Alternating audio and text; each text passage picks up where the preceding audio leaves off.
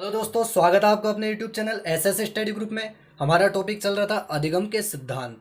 तो अधिगम के सिद्धांत के अंदर मैंने आपको 13-14 सिद्धांत नाम बताए थे और उनके वैज्ञानिक बताए थे, किस वैज्ञानिक ने प्रतिपादित किया था। तो इसके पहले वाले वीडियो में मैं सब बता चुका हूं। तो दोस्तों, अगर कोई नया दोस्त मेरा जुड़ा हो तो वो जाकर पहले वह वीडियो देखें। अब देखिए, हमारा जो पहला सिद्धांत था वो था प्रयास एवं त्रुटि का सिद्धांत। इसके बारे में हम पूरी डिटेल से चर्चा करेंगे आज। तो देखिए, प्रयास एवं त्रुटि का सिद्धांत ये दिया था थॉर्नडाइक ने। ठीक है, थॉर्नडाइक थे अमेरिका के रहने वाले। ठीक है, अब देखिए इस सिद्धांत के जो नाम आते हैं परीक्षाओं में कि भाई ये वाला नाम भी, ये तो नाम है ही प्रयास एवं त्रुटि का सिद्धांत, लेकिन इसके अलावा भी हिंदी में नाम होते हैं बहुत सारे। ठीक है, तो देखिए नाम क्या क्या है। संबंधवाद का सिद्धांत, ठीक है, संयोजनवाद का सिद्धांत, आवृत्ति का सिद्धांत, उद्दीपक अनुक्रिया सिद्धांत, बहुप्रतिक्रिया का सिद्धांत, पशु अधिगम सिद्धांत, चयन एवं संबंधन सिद्धांत, अधिगम का बंध सिद्धांत, एसआर थ्योरी सिद्धांत, सह संबंधवाद सिद्धांत।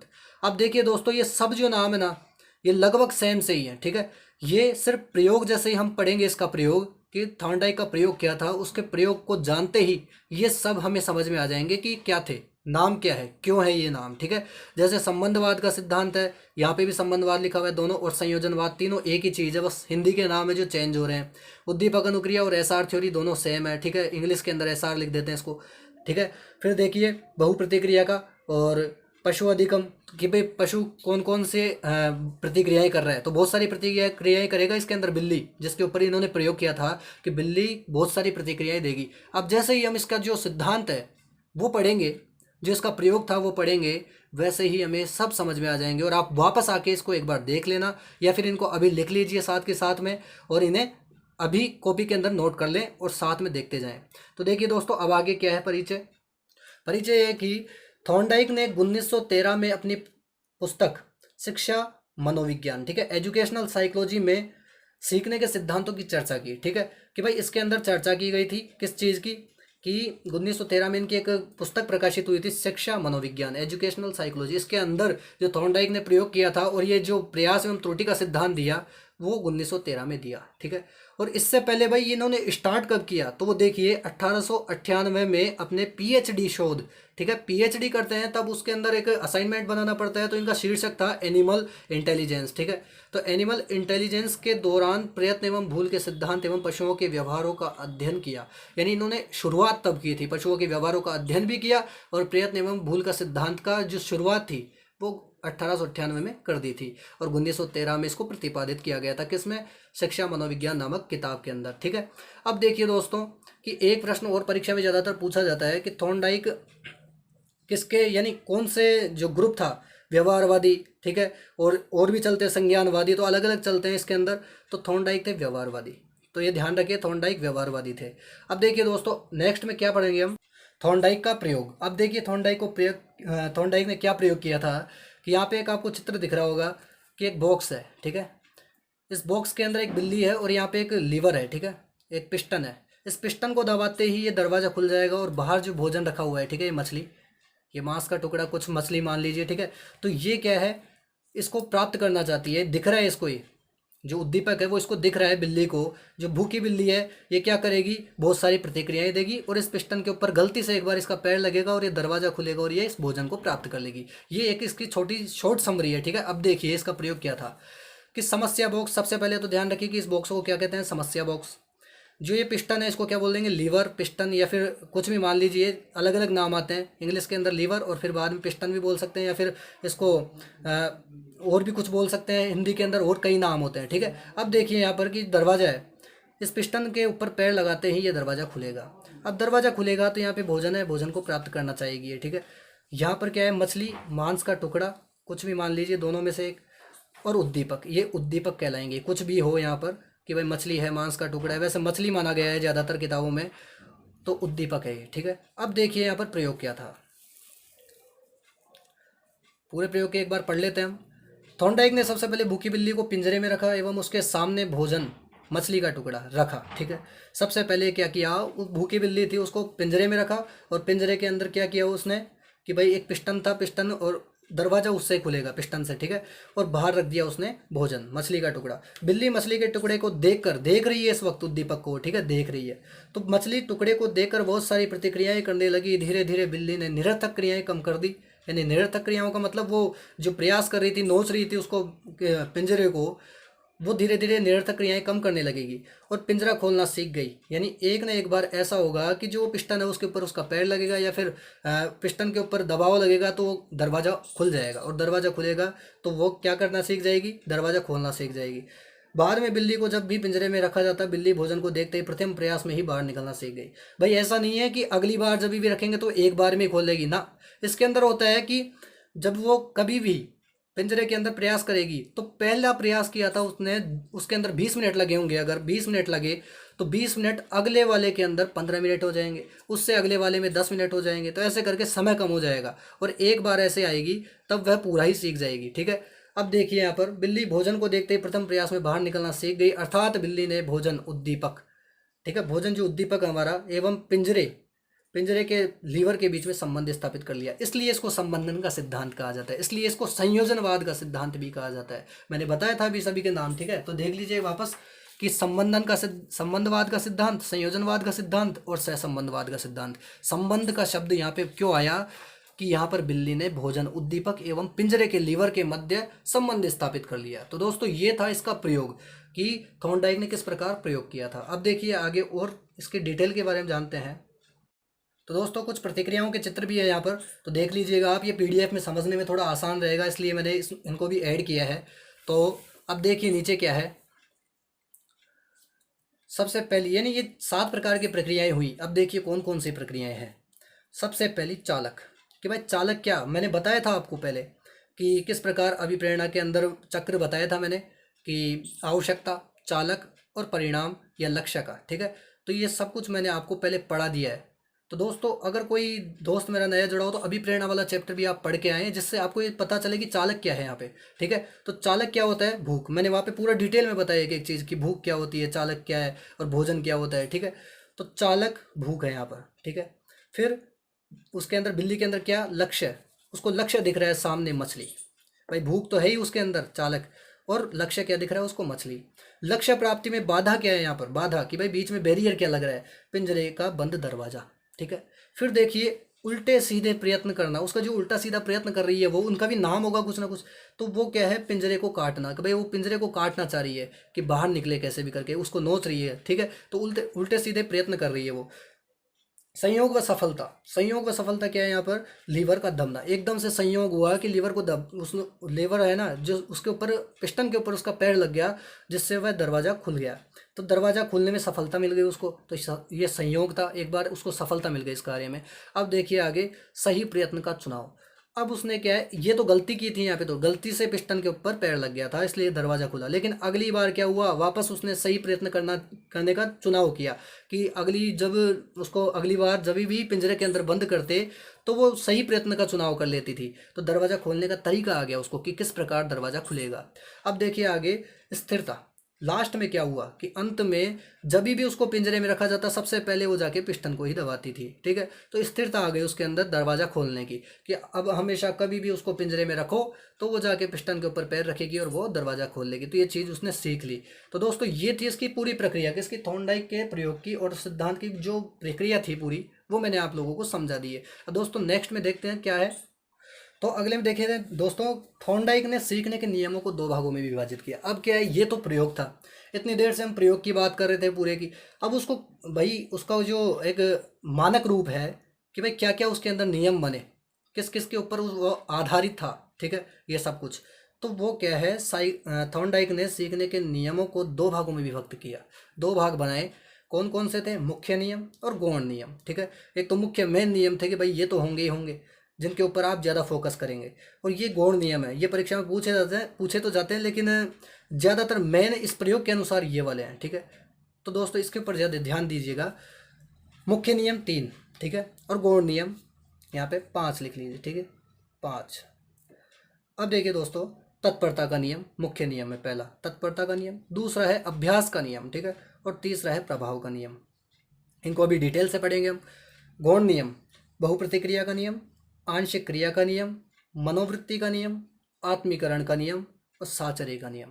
तो ये गौण नियम है, यानी ये कम काम आएंगे, ज़्यादा ये काम आ रहे हैं, ठीक है। यानी इनका प्रभाव बहुत ज़्यादा होगा पूरे नियम के अंदर।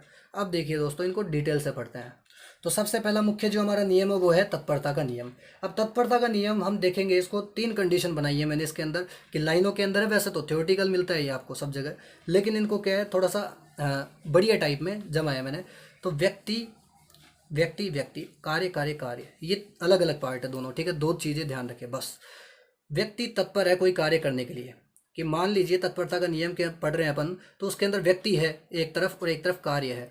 तो व्यक्ति तत्पर है कार्य करने के लिए, ठीक है, इस कंडीशन में, और कार्य करने दिया जाए उसको, कि भाई व्यक्ति तत्पर भी हो रहा है कार्य करने के लिए और उसको कार्य करने भी दिया जा रहा है, तो वो संतोषजनक परिणाम देगा, ठीक है। यानी सेटिस्फैक्शन इसके अंदर होगा और वह संतोषजनक परिणाम जो हमारे वो प्राप्त होंगे। दूसरी जो कंडीशन है वो है, व्यक्ति तत्पर तो है कार्य करने के लिए, कि भाई उसको कार्य करना है, लेकिन कार्य उसको करने ही नहीं दिया जाए, ठीक है। यह बिल्ली वाला जो अभी उदाहरण था, उसके अंदर अभी मान लीजिए कि कोई व्यक्ति कार्य करने के लिए तत्पर है, कि भाई हाँ ये कार्य करना चाहता है, लेकिन उसको कार्य करने ही नहीं दिया जाए। कि भाई किसी को बोले क्रिकेट खेलना है, तत्पर है क्रिकेट खेलने के लिए, लेकिन वो उसके हाथ बांध दिए जाए, ठीक है, उसको खेलने ही नहीं दिया जाए, तो उसके अंदर खीज या चिढ़ उत्पन्न हो जाएगी, ठीक है। तो ये चीज़ है इसके अंदर। तो ये पढ़ाई के अंदर भी होता है हमारे साथ, कि भाई हाँ पढ़ने के लिए तत्पर है हम, लेकिन घर वाले अभी बीच में काम दे दे या फिर हमें पढ़ाई करने ही नहीं दिया जाए, तो उससे खीज या चिढ़ उत्पन्न हो जाती है और हमारा लक्ष्य हमारे से दूर होता जाता है। तो देखिए अब तीसरा जो कंडीशन है इसके अंदर, व्यक्ति तत्पर नहीं होता, व्यक्ति कार्य करने के लिए तत्पर है ही नहीं, ठीक है, और कार्य करने के लिए उसको बाध्य किया जाए। कि अभी मान लीजिए कि इसको साइंस पसंद है ही नहीं, ठीक है, साइंस लेनी ही नहीं है उसको सब्जेक्ट, लेकिन उसके घर वाले बोलते हैं कि साइंस ही लेनी है, तो वो कार्य करने के लिए बाध्य कर रहा है उसको, ठीक है, और व्यक्ति तत्पर नहीं है, तो उसके अंदर फिर भी खीज या चिड़ उत्पन्न होगी, ठीक है, वो लक्ष्य को अच्छी तरह प्राप्त नहीं कर पाएगा। तो ये तीनों कंडीशन है तत्परता का नियम की। अब दोस्तों एक उदाहरण जो आपने बहुत ज़्यादा सुना होगा, तो अब देखिएगा, ये उदाहरण मैं वापस लेता हूँ यहाँ पे। एक घोड़े को तालाब तक तो ले जा सकते हैं, ठीक है, लेकिन पानी पीने के लिए बाध्य नहीं कर सकते। तो ये तत्परता के नियम का एक बेस्ट उदाहरण माना जाता है, कि एक घोड़े को तालाब तक तो ले जाया जा सकता है, लेकिन उसको पानी पीने के लिए बाध्य नहीं कर सकते। तो ये दोस्तों तत्परता का नियम था। अब देखिए दूसरा नियम, अभ्यास का नियम। अभ्यास के नियम में क्या कहता है अभ्यास के नियम, तो देखिए, अभ्यास से व्यक्ति में पूर्णता आती है। पूर्णता का मतलब हो गया कि वो एक चरम सीमा को प्राप्त कर लेता है। कहने का मतलब वो पूरा लक्ष्य प्राप्त करने की कोशिश करता है अभ्यास से, ठीक है। इसके द्वारा उद्दीपक तथा अनुक्रिया में का संबंध मजबूत होता है। उद्दीपक का मतलब जो मछली थी वहाँ पे, और अनुक्रिया का मतलब जो वहाँ पे वो प्रयास कर रही थी बिल्ली अभी, ठीक है। तो इसके द्वारा उद्दीपक और अनुक्रिया का संबंध मजबूत होता है, यानी वो बिल्ली जो उस मछली का टुकड़ा था उसके मध्य और जो बिल्ली की जो अनुक्रियाएं थी उसके मध्य का संबंध मजबूत होता है, ठीक है, अभ्यास के द्वारा, ठीक है। और अभ्यास रोक देने से यह संबंध मजबूत नहीं रह पाता, अर्थात कमजोर हो जाता है। कि मान लीजिए इसके अंदर अभी नीचे आएंगे ये 2 उदाहरण, ठीक है, कि आप गणित कर रहे हैं, ठीक है, गणित के पहाड़े आपको 40 तक याद है, ठीक है, लेकिन आप उनको 2 या 3 साल तक ना पढ़े, 2 या 3 साल तक अगर नहीं पढ़ेंगे तो आप उसका विस्मरण करने लग जाएंगे, यानी आप भूलने लग जाएंगे उनको। तो ये क्या है, अभ्यास का नियम होता है। तो अब देखिए इसको भी 2 प्रकार के भागों में बांटा गया है, कि उपयोग का नियम और दूसरा अनुपयोग का नियम। कि भाई क्या हुआ, उपयोग के नियम के अंदर बार बार दोहरान करके सीखते हैं, कि कोई भी चीज़ है उसको हम बार बार दोहराएंगे तब सीख जाएंगे और उपयोग कर लेंगे उसका। अनुपयोग का नियम क्या कहता है, कि दोहरान बंद कर देने पर पाठ को भूलना। कि भाई आप दोहरान बंद कर दिए, उसके बाद में आप पाठ को भूल जाते हैं। तो एक उदाहरण लेके देखते हैं, कि आप LKG या UKG में थे, ठीक है, उस वक्त कै ख ग घ सिखाते हैं, ठीक है, ABCD सिखाते हैं। ABCD तो याद रह जाती है, कै ख ग घ ज़्यादातर 90% लोगों को भूल जाते हैं। क्यों? क्योंकि उनका बार बार दोहरान नहीं किया जाता। ABCD का तो लगभग 5वीं क्लास तक चलता ही रहता है, बोलते रहते हैं इनको, और ये आगे काम में भी आता रहता है, लेकिन क्या कह कह भूल जाते हैं, ठीक है। तो ये क्या है, ज़्यादातर का है, हिंदी मीडियम वालों को देख लेना। तो ये उपयोग का नियम और अनुपयोग का नियम आता है इसमें, कि भाई बार बार दोहरान करोगे तो आप चीज़ को सीखोगे।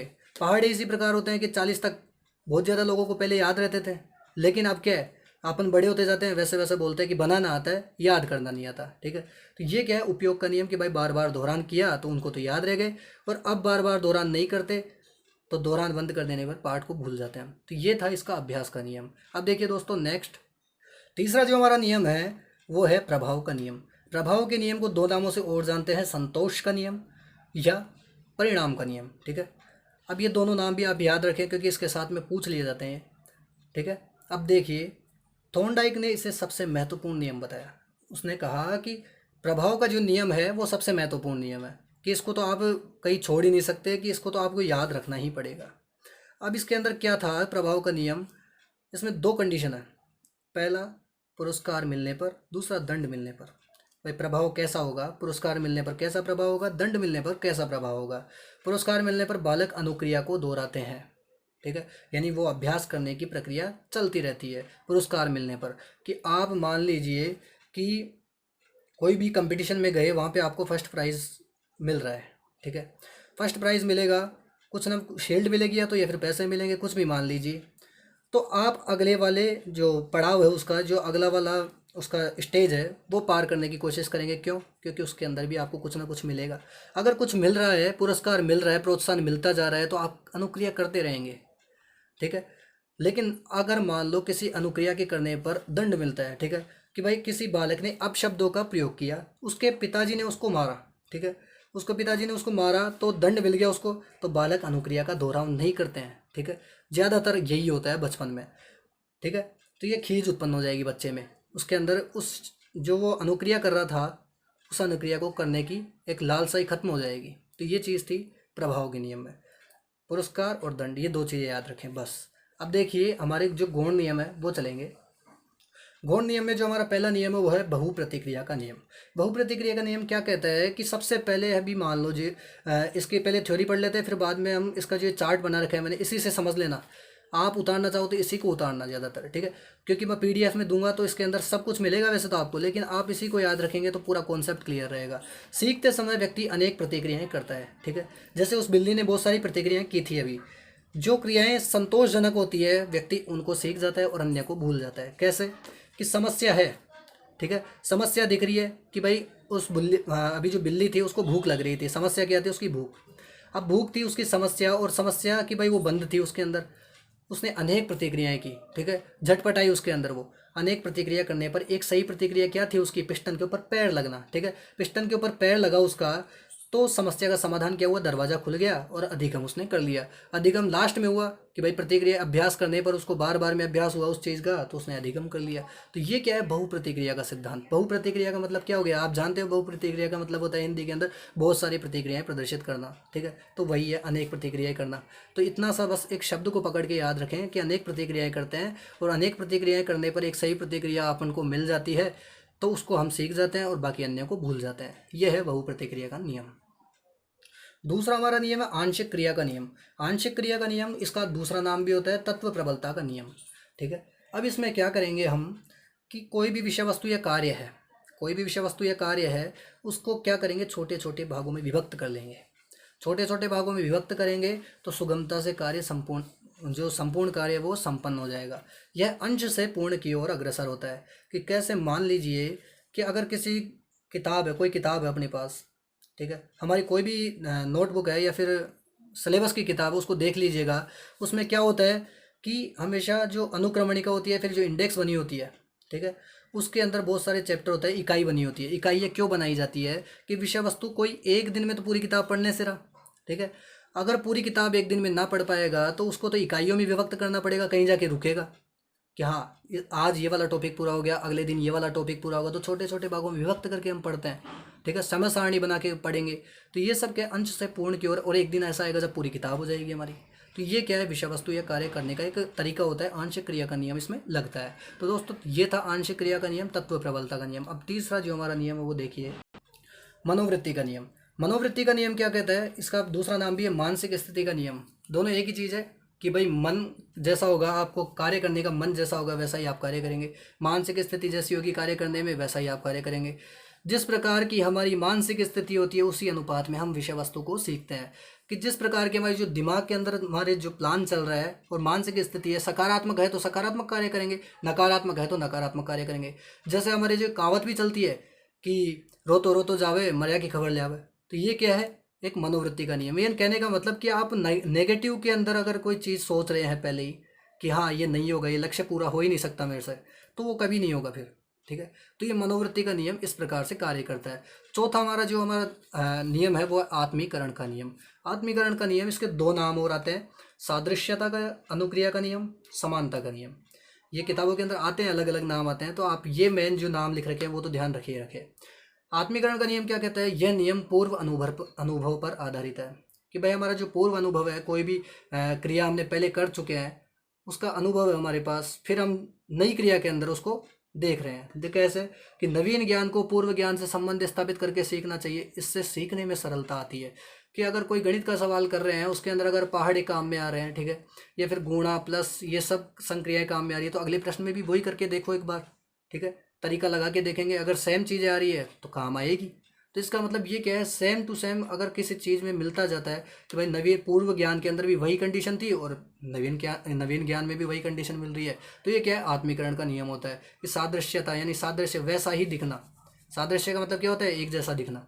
तो दोनों चीज़ें, एक तो पूर्व अनुभव भी वैसा ही है हमारा, और नई जो हमारी जो नया जो ज्ञान है, अगर उसको हम ग्रहण कर रहे हैं तो उसके अंदर पूर्व अनुभव का जो हिस्सा होता है वही आत्मीकरण का नियम कहलाता है। तो दोस्तों ये था आत्मीकरण का नियम। अब पांचवा जो हमारा नियम है वो है साहचर्य का नियम।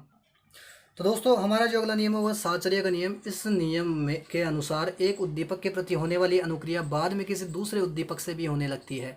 समान परिस्थिति नवीन क्रिया में मिलने पर समान प्रतिक्रिया, ये इसकी जो लाइन है ये आप बहुत ज़्यादा ध्यान से पढ़ें कि समान परिस्थिति नवीन क्रिया में मिलने पर समान प्रतिक्रिया होती है।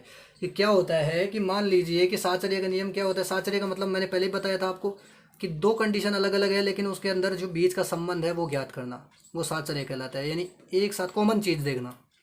तो कॉमन चीज़ कैसे है कि अभी मान लीजिए आप कोई फिल्म देख रहे हैं, फिल्म के अंदर आपको कोई सीन दिखा, ठीक है, फाइट सीन है, ज़्यादातर ध्यान देते हैं कि भाई फाइट सीन आ रहा है। फाइट सीन के अंदर हम बोलते हैं ये सेम सीन मैंने कोई और फिल्म में भी देखा है, ठीक है। तो ये क्या है, साहचर्य स्थापित करना कि अपने को पहले एक बार अपन ने जो चीज़ देख चुके उसको वापस किसी नई चीज़ में देखते हैं तो हम साहचर्य स्थापित कर लेते हैं कि हाँ ये भी वैसा ही है, ठीक है। तो ऐसा ही कई जगह होता है हमारे साथ कि कोई प्रश्न कर रहे हैं हम गणित का, तो प्रश्न के अंदर कई बार कॉन्सेप्ट क्या होते हैं कि दो प्रश्नों के सेम मिल जाते हैं, लगभग सेम होते हैं।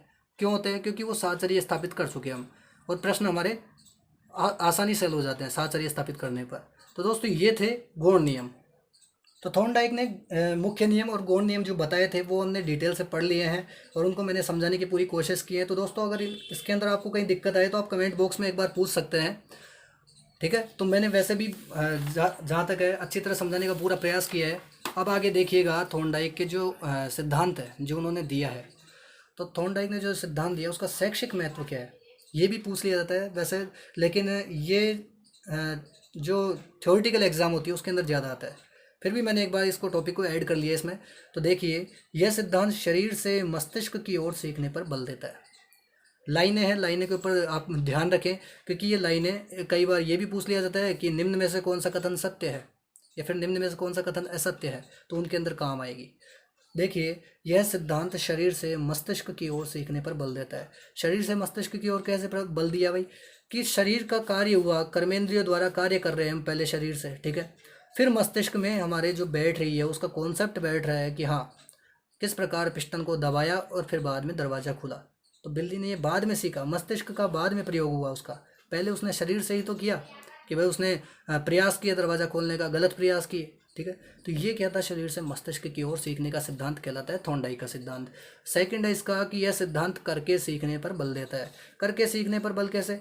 लर्निंग बाय डूइंग मेथड हो गया। कैसे हुआ कि पहले तो हम कार्य कर रहे हैं कर्मेंद्रियों द्वारा, फिर बाद में उसके सीखने की प्रक्रिया होती है। वही दोनों चीज़ें सेम है, बस शब्दों का फर्क आ रहा है, ठीक है। तीसरा, यह सिद्धांत प्राथमिक स्तर के एवं मंद बुद्धि के बालकों के लिए उपयोगी है। प्राथमिक स्तर के बालकों के लिए, क्योंकि वहाँ पर क्या है, प्रयास करता रहता है बालक। जैसे मान लीजिए कि वो पहाड़ी सीख रहा है या फिर और कुछ चीज़ें सीख रहा है या कोई पजल बना रहा है, ठीक है, वहाँ पर गलतियाँ करेगा, एक समय ऐसा आएगा वो पजल सॉल्व भी कर लेगा, ठीक है। ये प्राथमिक स्तर के ऊपर कार्य करता है। अब देखिए आगे मंद बुद्धि के बालकों के लिए उपयोग कैसे है कि भाई मंद बुद्धि के जो बालक होते हैं वो कलात्मक क्रियाएं ज़्यादा करेंगे। आपको पता होना चाहिए कि भाई मंद बुद्धि के जो बालक होते हैं उनको कलात्मक क्रियाएं ज़्यादा दी जाए, ठीक है, हस्तशिल्प वाली क्रियाएं, वो ज़्यादा उनके अंदर बेटर अपना परफॉर्मेंस दे सकते हैं। तो मंद बुद्धि के बालकों के लिए उपयोगी इस प्रकार से मानी गई है। चौथा है हमारा, यह सिद्धांत बालक में सकारात्मक सोच व आशावादी दृष्टिकोण पैदा करता है। सकारात्मक सोच कैसे पैदा करेगा भाई? बार बार में आप प्रयास कर रहे हैं और प्रयास करने पर आपको, मैंने अभी बताया था, प्रोत्साहन भी बताया था, ठीक है, प्रोत्साहन की भाई बार बार में उनको प्रोत्साहन भी देना चाहिए बच्चों को। अगर सकारात्मक प्रोत्साहन दे रहे हो या फिर उसकी जो सोच है सकारात्मक चल रही है तो वो उसको जो परिणाम है वो भी सकारात्मक देगा। आशावादी दृष्टिकोण इस प्रकार से पैदा होता है कि मान लीजिए आप 3x3 का रूबिक क्यूब सॉल्व कर रहे हैं, ठीक है, इस प्रकार का, उसके अंदर या फिर पजल आपने कई बार सॉल्व किया होगा, बच्चों को दिया होगा, तो वो कई बार गलती भी करते हैं। गलती करने पर भी वो उस चीज़ को छोड़ते नहीं है जब तक वो सॉल्व ना कर दे, भले ही उनसे ना हो, लेकिन फिर भी वो करने का प्रयास करते हैं। तो ये क्या है, चलने की प्रक्रिया होती है जैसे बच्चे की। तो वो क्या करता है, पहले तो घुटनों पे चलता है, तो वो घुटनों पे चल रहा है उस वक्त, और फिर बाद में वो पैर पे दीवार के सहारे चलना शुरू करता है, फिर बाद में अपने पैरों पे चलना शुरू करता है। ये क्या है कि भाई आशावादी दृष्टिकोण से ही तो सीख रहा है, वो सकारात्मक सोच ही था उसके अंदर उस वक्त, इसी वजह से तो वो चलना सीख रहा है। तो ये सिद्धांत छोटे बच्चों के लिए या प्राथमिक स्तर के बच्चों के लिए इसीलिए इम्पोर्टेंट है, और आशावादी दृष्टिकोण और सकारात्मक सोच लिए हुए यह सिद्धांत रहता है हमेशा। तो थॉर्नडाइक का ये सिद्धांत इसी प्रकार का है। अब देखिए 5वां, यह सिद्धांत बालक में धैर्य एवं परिश्रम की भावना पैदा करता है। धैर्य एवं परिश्रम की भावना कैसे पैदा करेगा कि बच्चा अगर कोई प्रयास कर रहा है किसी चीज़ में, तो धैर्य तो रखना ही पड़ेगा उसको, कि एक दिन में कोई अपने पैरों पे चलना थोड़ी ना सीख जाता है, धीरे धीरे सीखेगा। वही उदाहरण ले लेते हैं वापस, ठीक है, परिश्रम कर रहा है बच्चा, फिर बाद में उसके अंदर जो भावना पैदा होगी वो इन दोनों की तो होगी, धैर्य एवं परिश्रम की भावना, तभी तो ये इतनी चीज़ें कर पा रहा है वो, ठीक है। तो ये था थॉर्नडाइक का सिद्धांत। अब है अगला, चेतन मन द्वारा सीखने पर जोर। चेतन मन क्या है यहाँ पर, कि जागी हुई अवस्था में कार्य हो रहा है। कर्मेंद्रिय हमेशा जागी हुई अवस्था में तो कार्य करती है, ठीक है, हाथ पैर तभी तो कार्य करेंगे जब व्यक्ति जागा हुआ होगा, ठीक है, नींद में नहीं होगा। चेतन मन क्या है कि व्यक्ति जागी हुई अवस्था में है, सो नहीं रहा है यहाँ पे वो, ठीक है। तो चेतन मन द्वारा सीखने पर जोर देता है ये। 7वां जो है हमारा, कला कौशलों को सीखने पर जोर। वही मंदबुद्धि वाले बालक के अंदर अभी जो मैंने उदाहरण लिया था कि मंदबुद्धि के बालकों को क्या करते हैं हम, कला कौशलों के अंदर सीखने पर ज़्यादा जोर देते हैं। कला कौशलों को सीखने पर जोर देंगे तो वो क्या किस चीज़ों के अंदर ज़्यादा आगे जाएगा, मूर्तिकला, चित्रकला, या फिर और भी कई चीज़ें हैं जिसके अंदर वो आगे जा सकता है। ये सब क्या है, कला कौशलों को सीखने पर जोर देता है, क्योंकि कर्मेंद्रियों द्वारा कार्य हो रहा है यहाँ पर। तो दोस्तों ये था थॉर्नडाइक का सिद्धांत। इससे बाहर मैंने पूरा मैटर लेने की पूरी कोशिश की है यहाँ पर। इससे बाहर अगर कोई चीज़ आ रही है तो आप उसको अपने नोट्स में ज़रूर ऐड कीजिएगा। वैसे मेरे को नहीं लगता कि इससे बाहर कुछ आएगा, ठीक है। तो यहाँ तक का था पूरा थॉर्नडाइक का सिद्धांत, मैंने पूरा समझाने की कोशिश की है। तो दोस्तों अगर अभी भी कुछ समझ में नहीं आया हो तो आप कमेंट बॉक्स में ज़रूर बताइएगा, और कमेंट बॉक्स में आपका आंसर ज़रूर दिया जाएगा। तो दोस्तों अगर ये वीडियो आपको अच्छा लगा तो वीडियो को लाइक करें, चैनल को सब्सक्राइब करें, और इसी प्रकार हमारे साथ बने रहिए। धन्यवाद।